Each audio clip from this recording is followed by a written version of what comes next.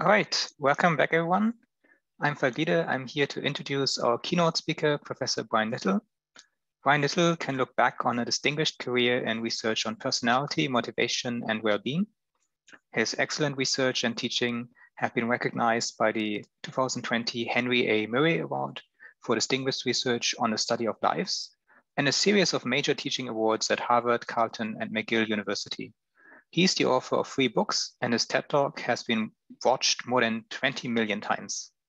He developed the highly influential personal projects analysis methodology for examining people's daily pursuits and the goal hierarchies that drive them. This method has enabled him and his collaborators to understand personality and well-being in terms of what people do. This perspective led him to revitalize the concept of well-doing as a central topic of research on understanding and promoting well-being.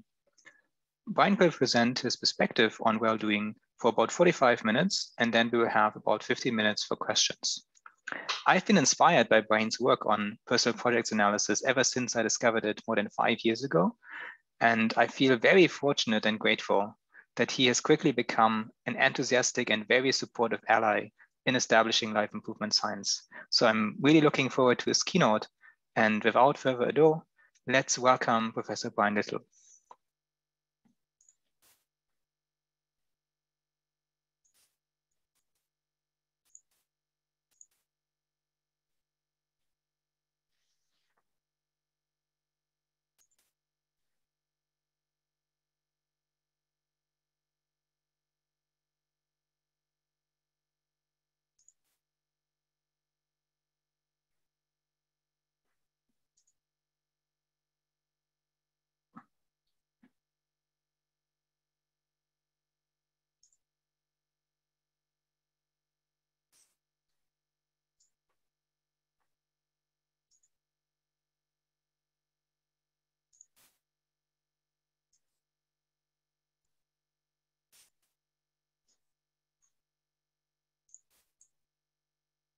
Now you can hear me.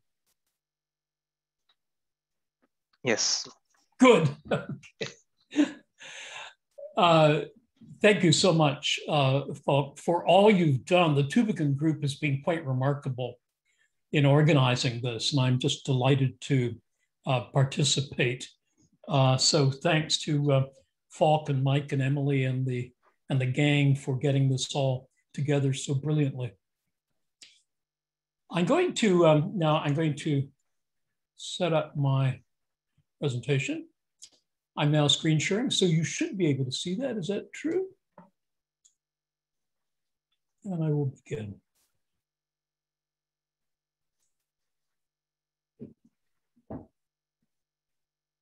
So I want to talk about well-doing, and this section of what will be for you a very familiar pyramid.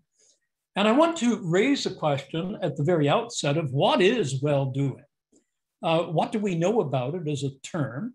How many of you honestly had invoked the term in your research and development over the last few years? And I thought it might be interesting to go back and see how much frequency there is of use of the terms well-doing and well-being when we go back over the literature for, a couple of hundred years. And this was rather interesting.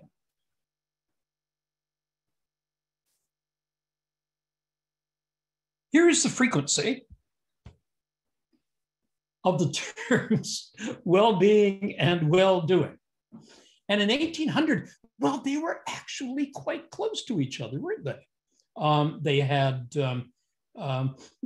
Neither were particularly frequent, but they were tracking quite closely. And then something happened.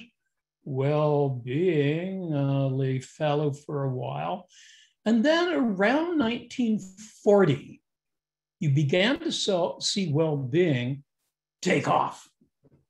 So that now it is quite substantially used in a diversity of literatures as tracked by those who track such things. And well-doing, after being initially close, just tanked. So well-doing isn't doing well as a term. And for it to be the central prop of a whole, or one of the central props of a whole presentation on life improvement science, seems to be what? Anomalous, strange? But I'm going to try and convince you that actually the term well-doing has had a very interesting history. And let me proceed to give you a couple of examples.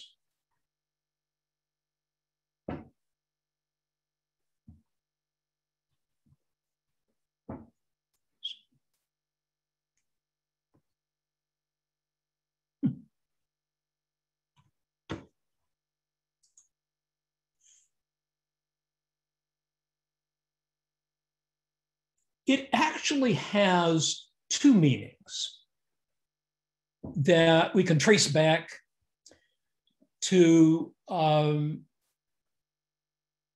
medieval days and even before that. And one of the meanings is for, it captures the whole notion of charity to others, of being good for others. And the other has a meaning in terms of flourishing oneself. So it addresses, even in its etymological background, it tracks a current debate about whether personal happiness and doing for others are inimical, or are they in any sense, can they be conjoined? Are they mutually supportive? And it goes back to Pauline letters, to Paul's letters to the Corinthians, chapter 6, verse 9, where he talked about, let us not be wary in well-doing or weary in well-doing. I think it's both wary and weary. He invoked the weariness of well-doing. For in due season we shall reap if we faint not. So already, we see that the concept of well-doing is tied into the possibility of fainting, or as we would say nowadays, burning out. It also had an invocation frequently, well-doing, in religious circles, and in Victorian times, there was a concept that Dickens wrote about telescopic philanthropy. And it is riddled with Victorian sentimentality and proto-sexism. She was a pretty, very diminutive, plump woman of from 40 to 50 with handsome eyes, though they had a curious habit of seeming to look a long way off, as if they could see nothing nearer than Africa. And this depiction of philanthropy that would be accomplished here with the negative impact of the children tumbling down the stairs in Dickens' bleak house suggested that doing good can be quite complicated. And doing well can be telescopic, or it can focus upon the very quotidian pursuits of doing well by those who are closest to us.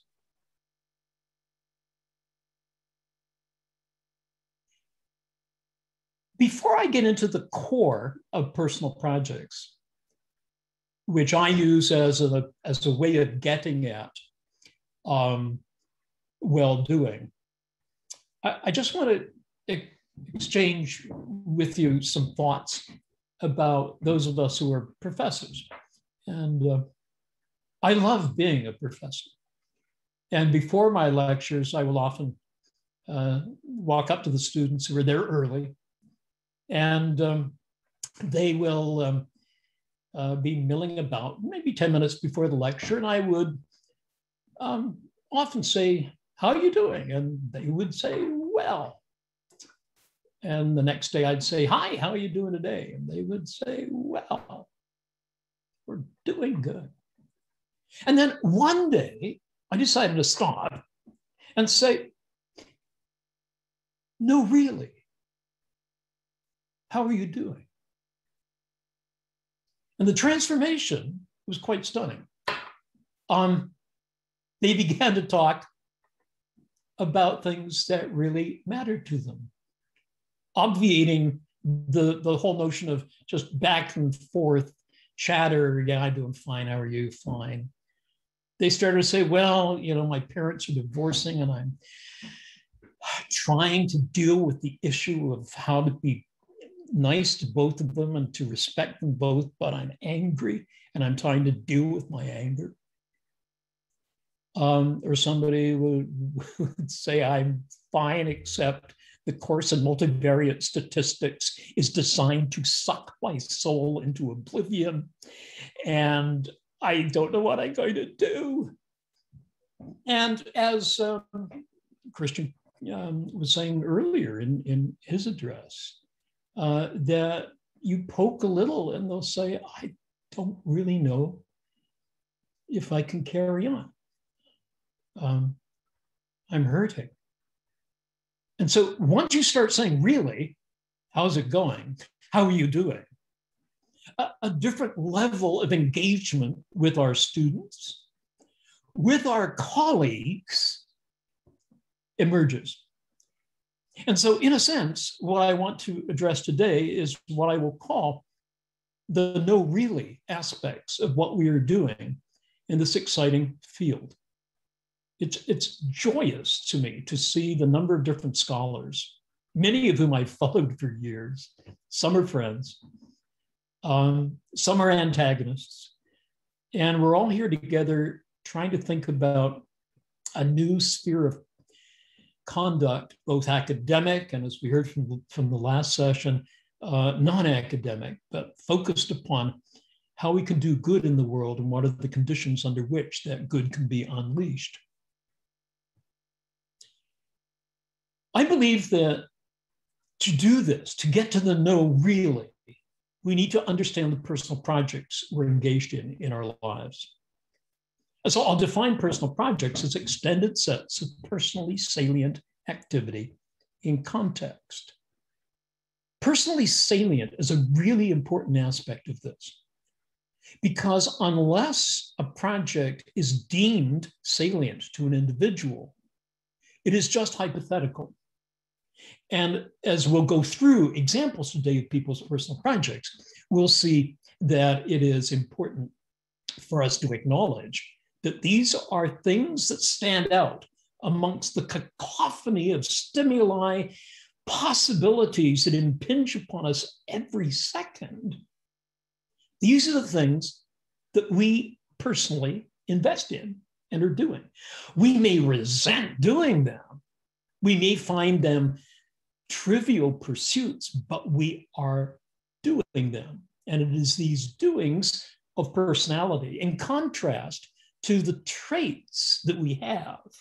The doings is what personal projects and other similar units of analysis in the field of personality psychology have called attention to and have explored for now, in the case of my own research, from the late 60s and early 70s. And I'm happy to say that it seems to be carrying on steadily as a zone of influence, joined by our colleagues in social psychology who have also studied goals, which are similar to but distinct from personal projects, and so on. So projects are extended sets of personally salient activity in context, and the context is central. An example of a personal project that I think most of us are engaged in right now who are listening to this is attend the LIS conference. This much we know. You could be attending to something else. I don't want you to be daunted by this. This is just to give you an overview of the features that we look at when we study personal projects. And I'm going to break each of these down in a minute. So this is the overview, and don't worry about the arrows at this point. It's terribly overdetermined. And I think that we simply want to look at the major blocks of influence that result in the bottom box, which is F for flourishing or the quality of lives, which is a function of, on the top block up here, biogenic sources or stable person features that would include our traits, our relatively stable abilities, enduring preferences. And that, of course, let me now start saying a few things about each of these. Let's look, first of all, at the quality of lives. Some of these relate to personal life satisfaction, subjective well-being, the kinds of things that many of us in the field of psychology have looked at over the last few decades in terms of well-being, life satisfaction, a sense of meaning, a sense of happiness. In our own research, we've been able to show that having a sense of meaning and a sense of happiness can be conjoined. One doesn't necessarily preclude the other.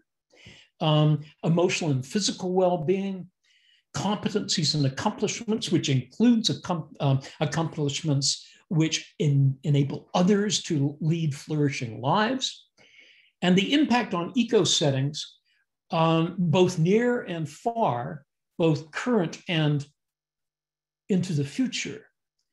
And by eco settings here, I mean the full panoply of concerns that we have had already examined in the preceding talks. Falk got into so many of them, and they are the very meat of what this conference is about.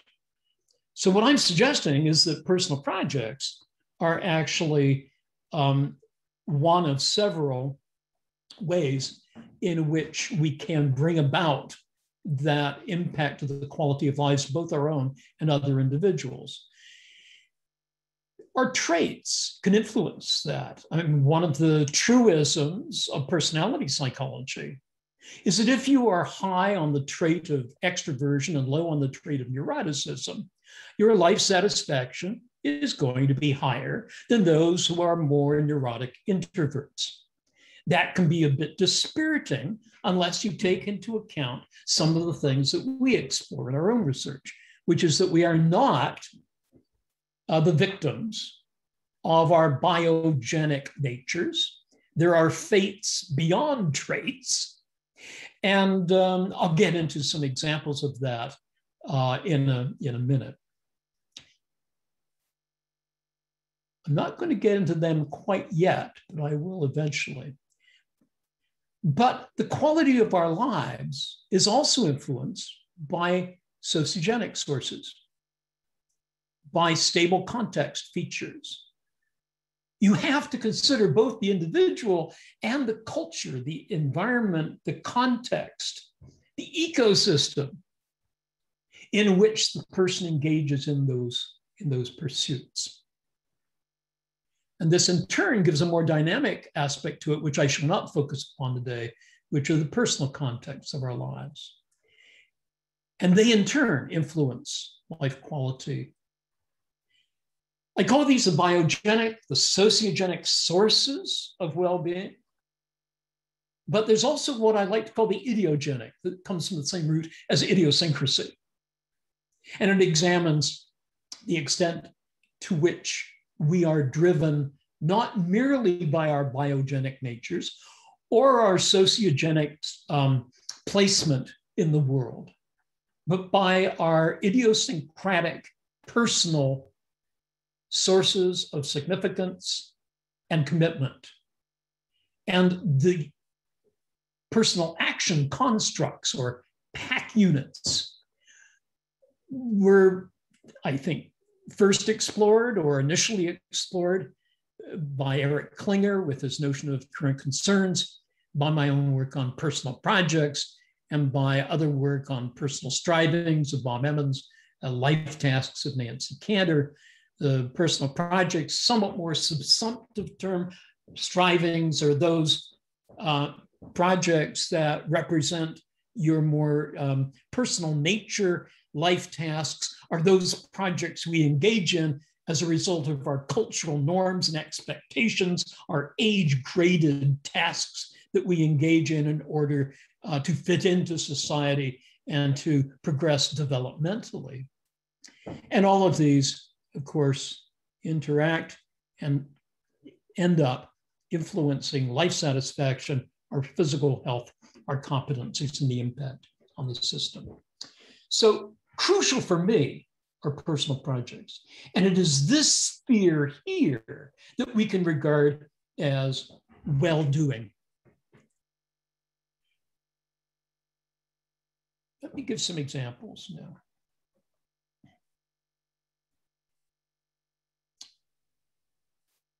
Some projects are extraordinarily frequent. We ask individuals to list their projects and to simply write them out in idiosyncratic phrases. They don't check off a list of pre-specified projects. They generate them in what we call our elicitation module. I won't get that much into the methodology. I want to save that for a later discussion group we're going to have in the conference on measuring well-doing.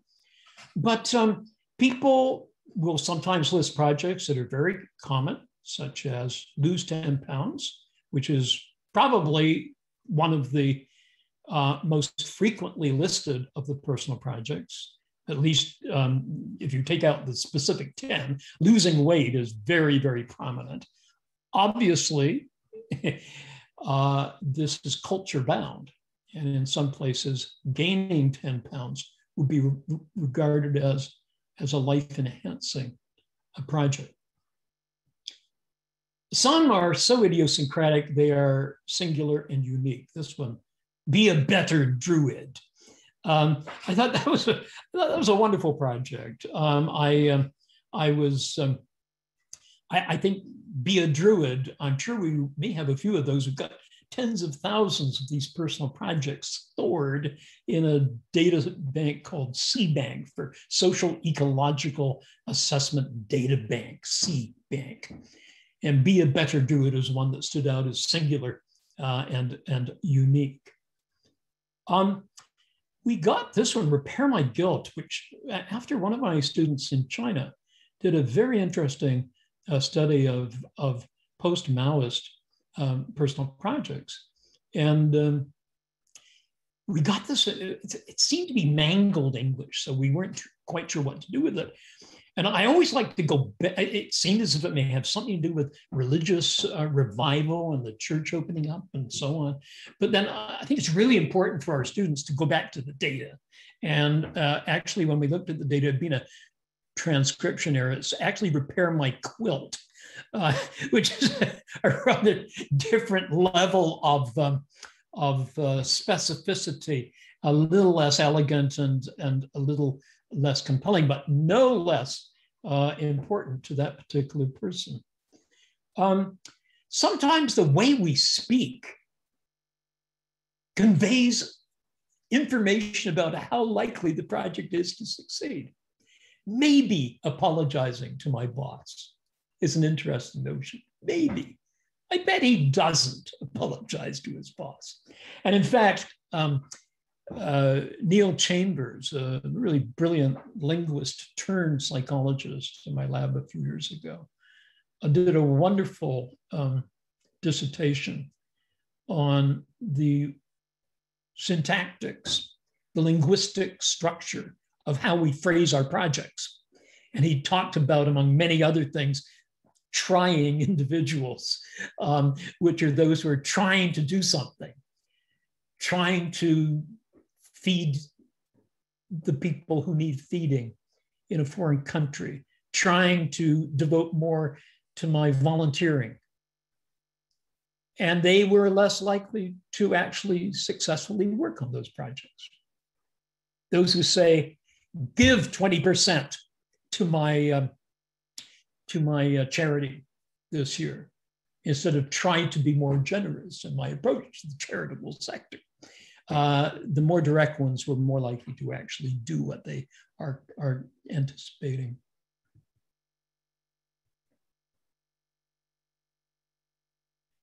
Sometimes a sequencing of projects is instructive. Get my pilot's license, get a waterbed. That sort of showed what time of how long ago this one was taken. Go to Colorado, go to the Bahamas, and then get out of debt seemed to be a logical consequence of the 3 other projects.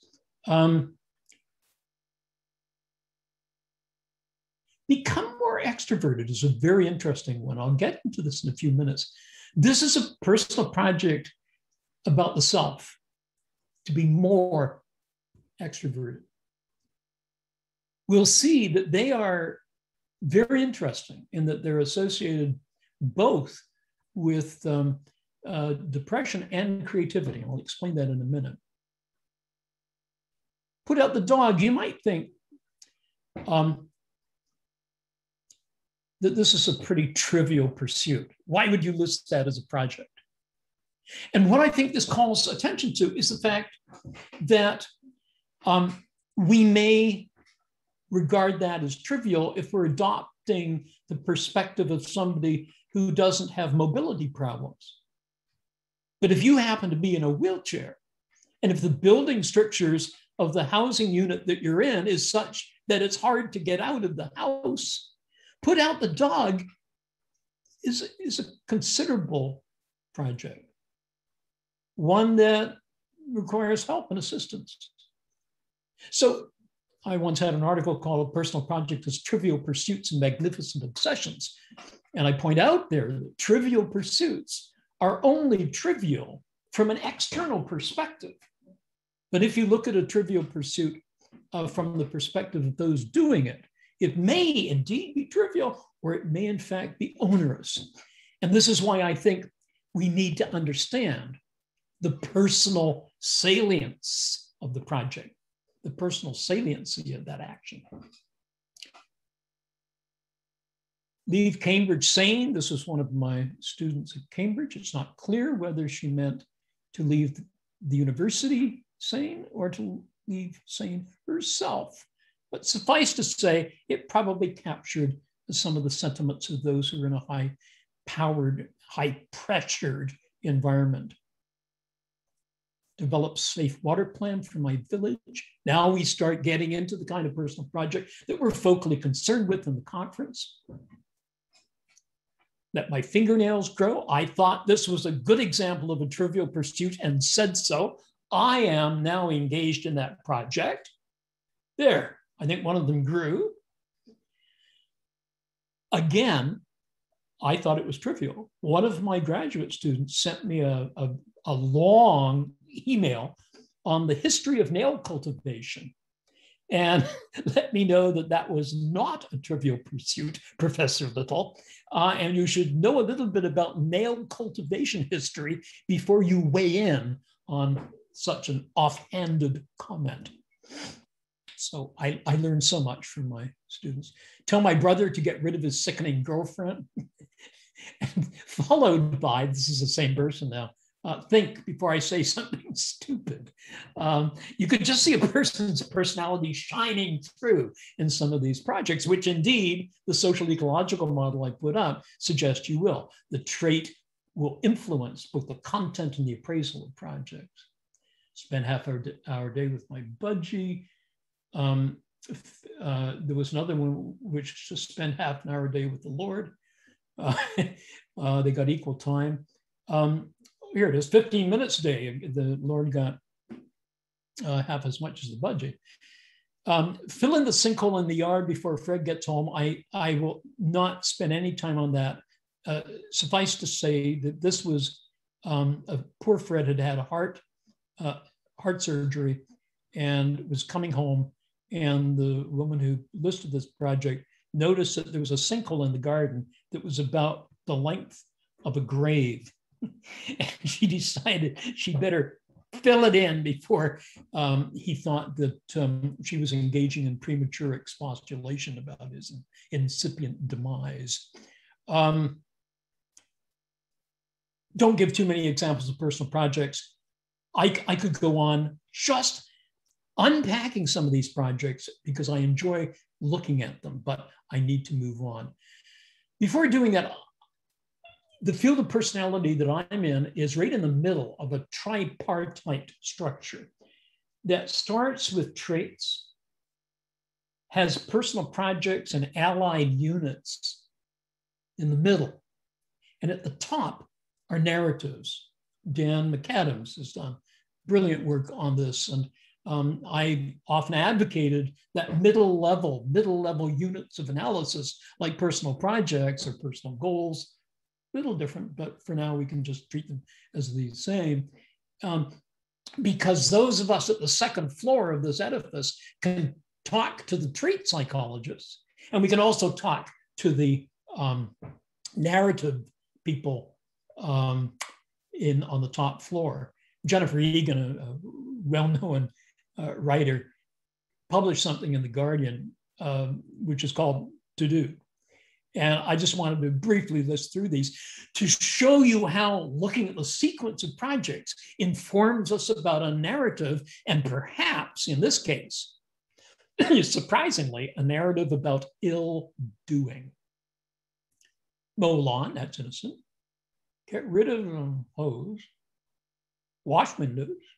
Spay cat. Dye hair. Do tarot cards. Pick up kids. Chop up kids at mom. So far, a bit weird. Buy wig, getting weirder. See if small removable portion of fence can be cut quietly. You begin to see a narrative building here. Send warning letter. This has sub-projects. Newspaper cut, get kids to write it. Write with left hand. Be vague. Certain unpleasant things will happen to my neighbor.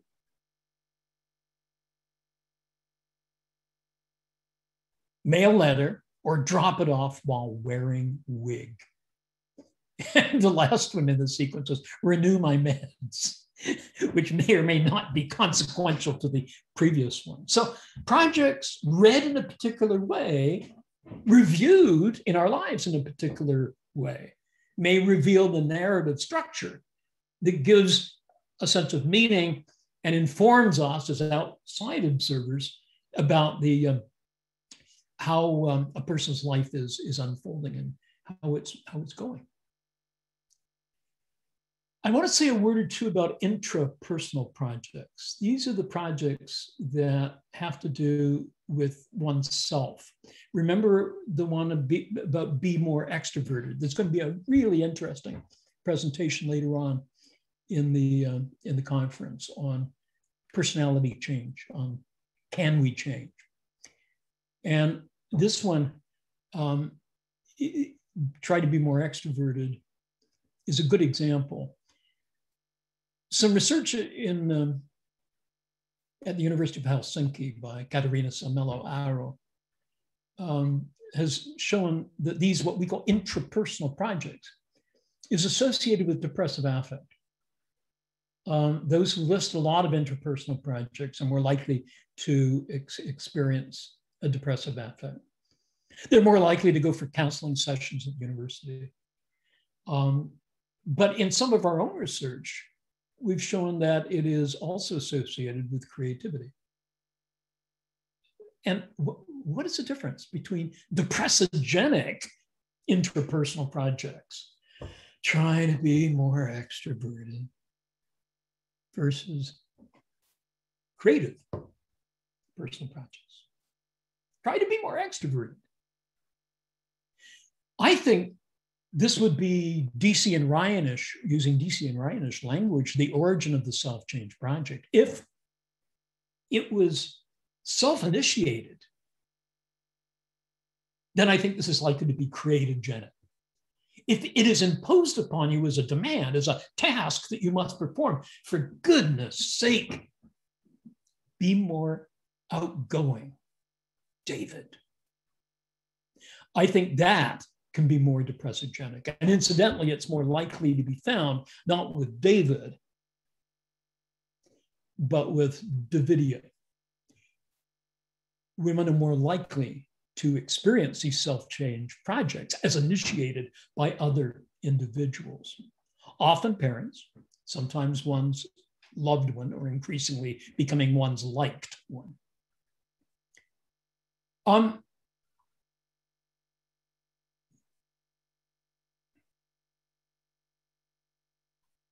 We get individuals. I'm having difficulty with the progression of these because when I hit my, this isn't working. So I'm using my mouse, and so bear with me as I do this. There are 5 factors when we get individuals to actually rate their personal projects. So we ask them to list them and then to rate them on dimensions that are important to us as researchers and salient to them. In independent research, we've shown that this is true. And the first of these dimensions is project meaning. How meaningful are your projects? Are they important? Do you identify with them? Are they congruent with your values? Each of these is accessible. We have, we call it a multi-modular methodology, so that if you want to put in something that you think captures meaning, you can use the methodology to create a new dimension. Obviously, you want to show that it has incremental validity and above and beyond the ones that we have standardly used. But this gives a sense of some of the dimensions that contribute to project meaning. But projects also need to be manageable. And here we look at efficacy, which has been when we try to predict that outcome measure of quality of life and subjective well-being and so on, efficacy is the positive project dimension that is the best predictor. If you have a bunch of projects, and we typically have between 7 and 15 of them in our lives, and you take the mean of those, efficacy measured by to what extent do you feel you can successfully complete that project is the strongest, robust predictor of quality of life or well-being. Control is another one, highly correlated, as you might expect, with efficacy. So you can have meaningful and manageable projects. Are they connected with other individuals? Are they visible to others? Are your most meaningful projects those that nobody knows anything about? And if you don't have the ability to make your projects visible, then what might happen is you make no progress on them because nobody can say, how are you doing? Or wait, that's great. Good for you. Good for you. And do other people support your projects? They may be visible to them, but they say, who cares? And increasingly in our own research, we've been looking at to what extent do your projects connect because they're concerned with helping other individuals. More on that in a minute.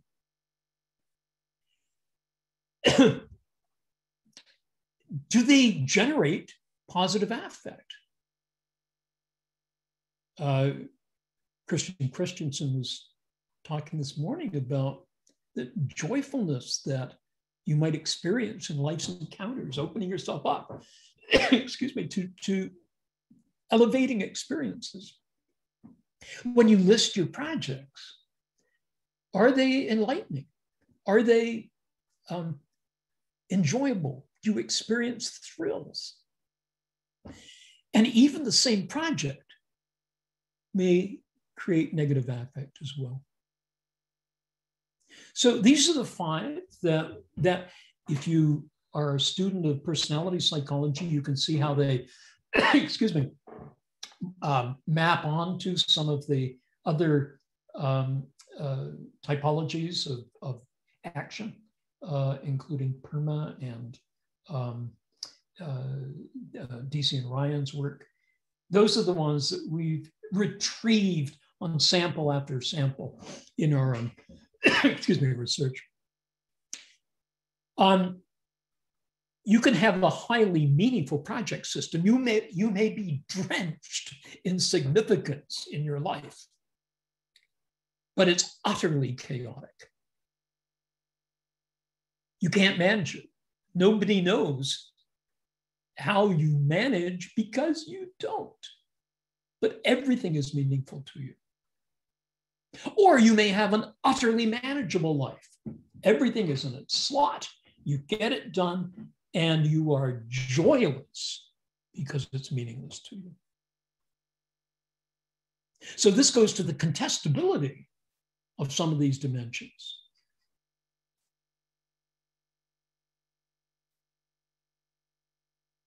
I want to say a word or two about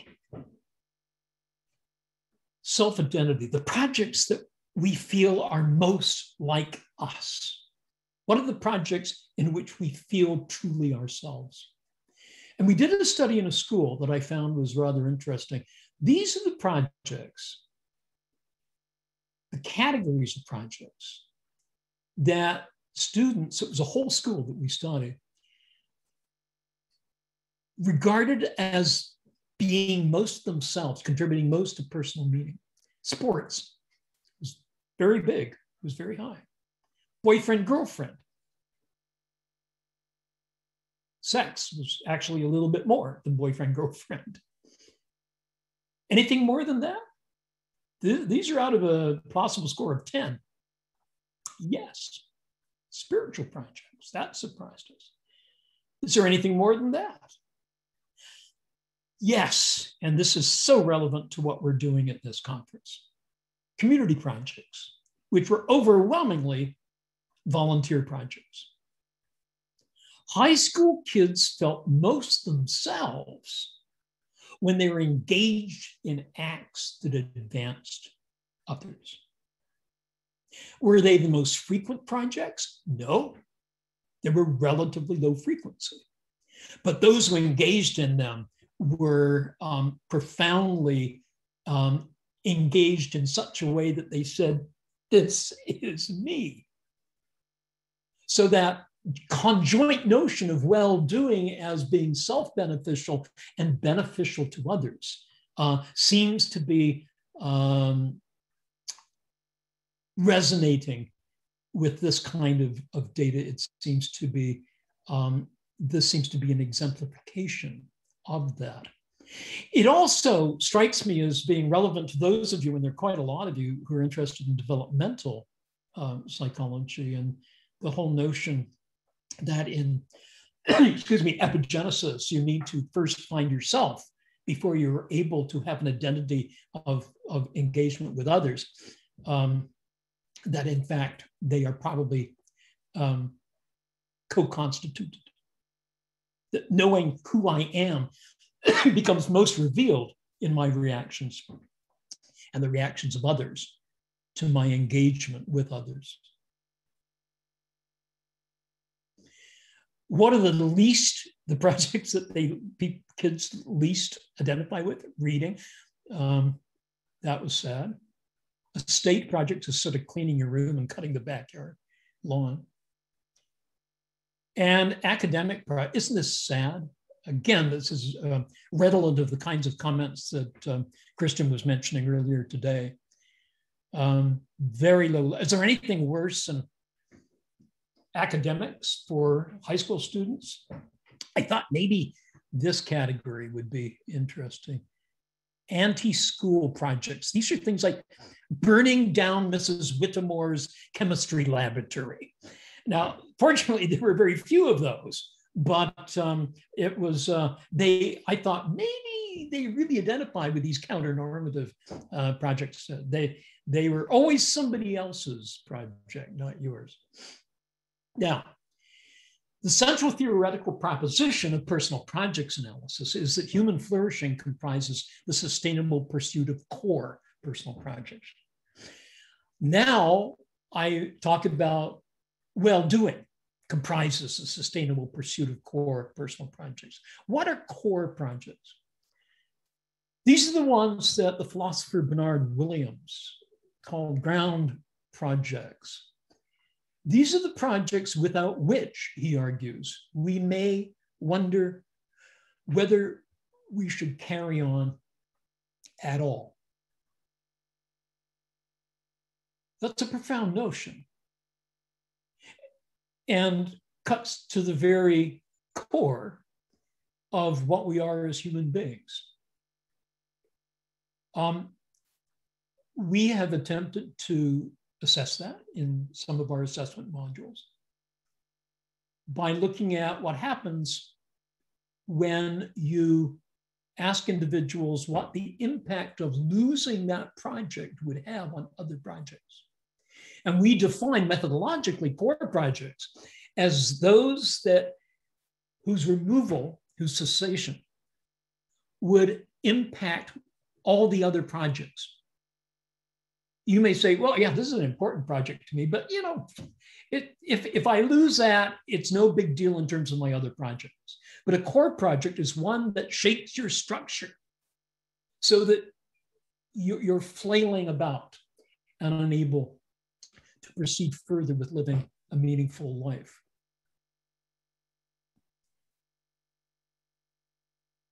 I believe that the sustainable pursuit of core projects, or indeed any projects in our system,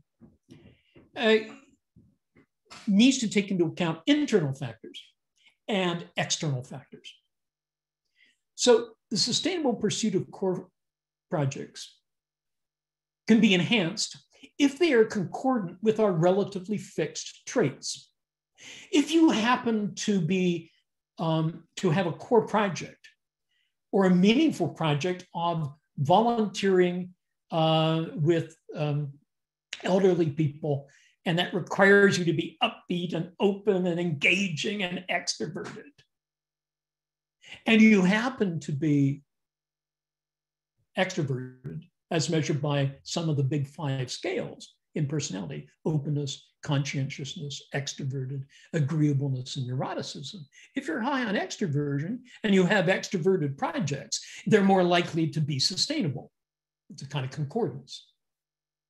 If you're open to experience and your projects are exploring, easier than if you're low on openness and high in neuroticism.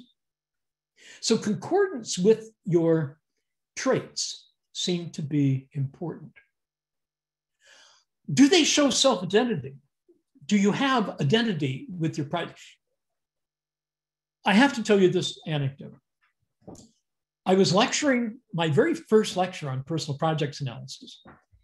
I had been in previous lectures talking about George Kelly's work on personal constructs. These are the goggles through which we view the world. He anticipated cognitive psychology by at least 10 years, maybe 15 years. And he had methods of measuring through personal constructs with his matrix and so on. And at the end of his lectures, Kelly would say, in an important way, you are your constructs. And so I was in a spirit of rebelliousness at the time, and I ended that lecture by saying, in a way, you are your personal projects. And a student in the second row, I'll never forget her, crossed her arms like this and said, I am not my personal projects. To which I said, or not, as the case may be. And she was a brilliant student. And at the break, I said, what? I obviously touched a nerve. What did I say that was wrong there? She said, I'm not my personal projects. All my projects, except this class, are other people's projects, my kids, my husband, my boss. And that night, I learned so much from my students. That night, I created a new dimension for personal projects, which is self-identity, which to what extent do you feel truly yourself? And I used to demonstrate this to my students by giving them a lesson about spit. How am I doing on time? I have about 9 minutes. Is that fair to say? 2 minutes, 3 minutes. Okay. I won't talk about spit, except to say sometime, get some spit in your mouth, put it in a glass, then drink it. Is that gross? If it is gross, then you know the subtleties of self-identity. When does it transmogrify from warm and me to cold and alienating. That is the essence of self-identity. We can reconstrue our projects. There are various ways in which we can do that. There are external factors that can lead to the sustainable pursuit of our projects.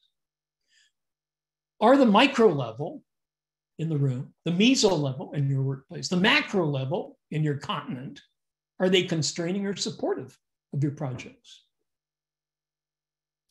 At the micro level, we've been able to show that partner support in childbirth is the single best predictor of hard indicators in our studies of birth, of birthing.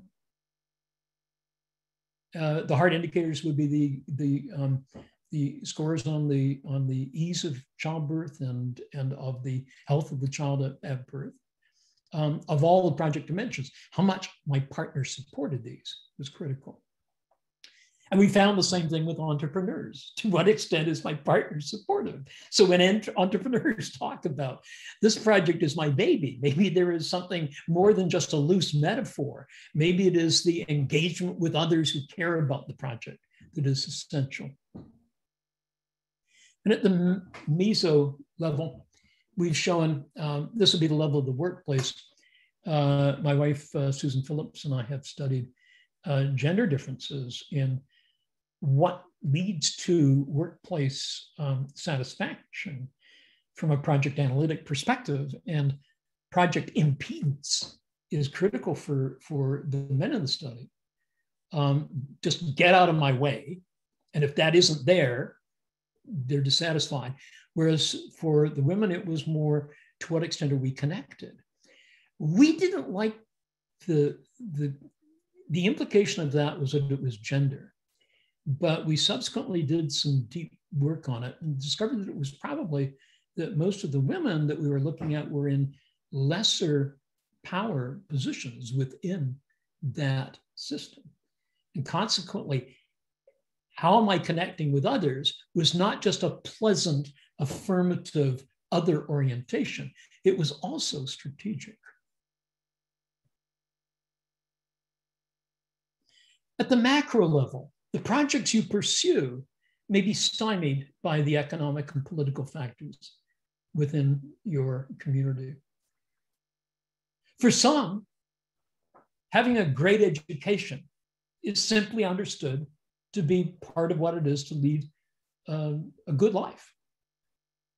For others, speaking again of women in particular, the project, get a good education, may be enacted or not enacted in a context that says, don't even think of it.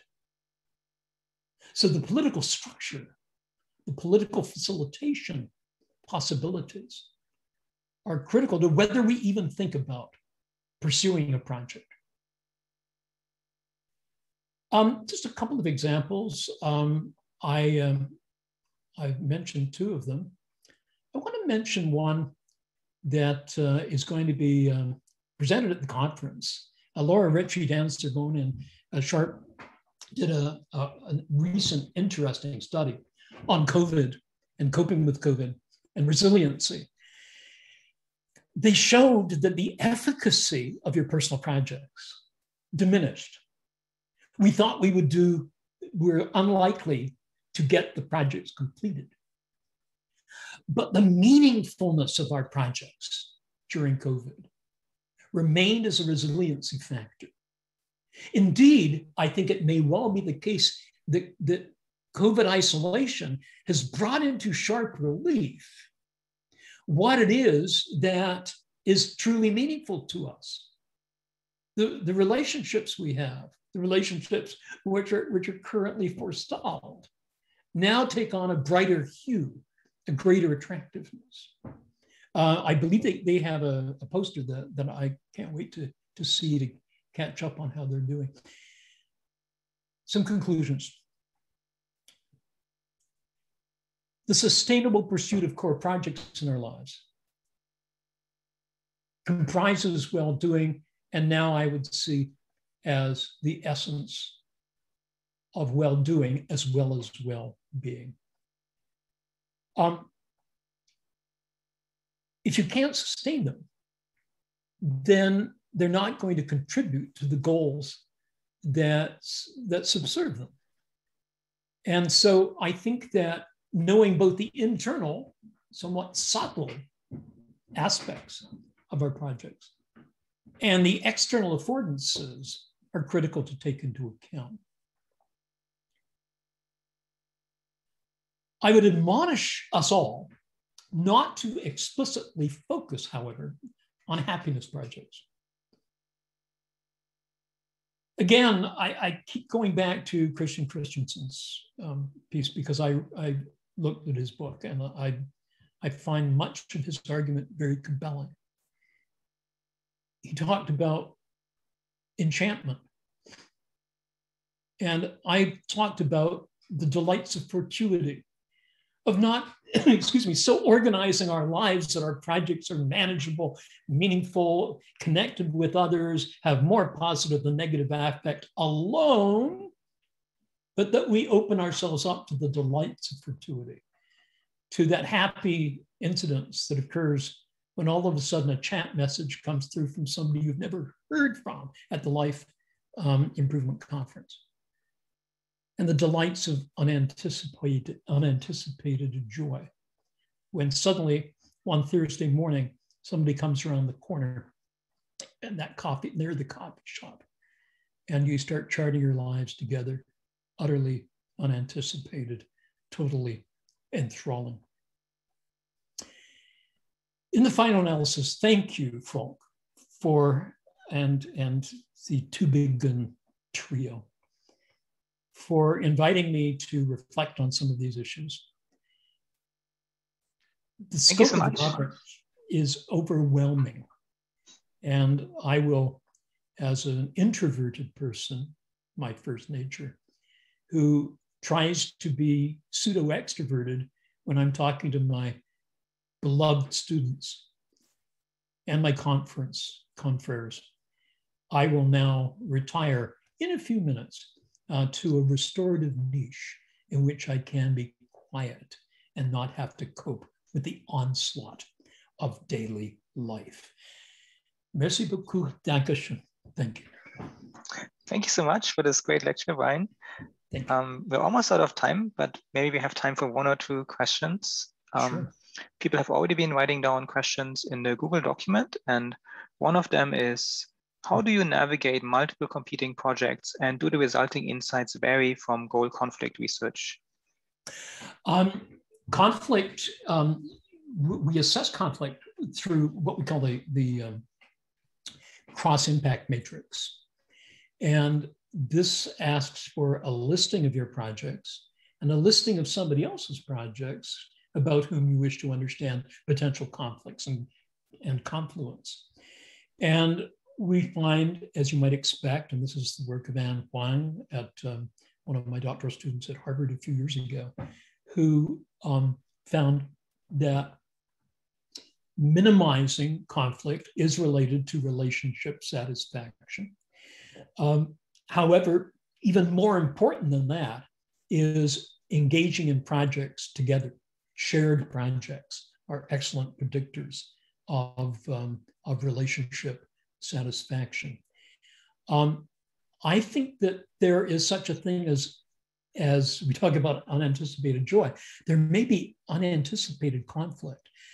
One of your core projects may well be, or most important ones, is when you get home after a few days at work, you want to jog. You go out, that's restorative for you. That builds your well-being. And it may be at just that time that your spouse wants to talk, wants to catch up on what the day's been like, how the kids have been, and so on. And so you may be unaware that there is project conflict there. And sometimes it comes out in looking at these conflict matrices of personal projects. Again, the methodology we can get into at some other point in the conference. A resolution of that would be that, first of all, you communicate about it. You say, is there a chance maybe you can just delay how about you have a shower and then we just spend some time talking about the day, or maybe just talk about the day first, then go for a jog, and then you can shower and you can have dinner. Just that kind of conversation. But sometimes we're so glommed on to the pursuit of our own personal projects that we ignore that they impact anticipatedly or unanticipatedly on the pursuits of other individuals, and opening up communication about that. Having a personal project check-in once a week. How are we doing? Can really work miracles. Any other questions? I know we're running close to time. We're actually already over time, and it's time for people to move on to the next event, which is the conference social in Gavertown. But there are more questions in the document, and also some comments for you that you can go through and respond at your own leisure when you have the energy to do that. I shall. I will. I promise. Thanks, folks. Great. Thank you very much, everyone. And now you can go to the Gavertown social. See you there.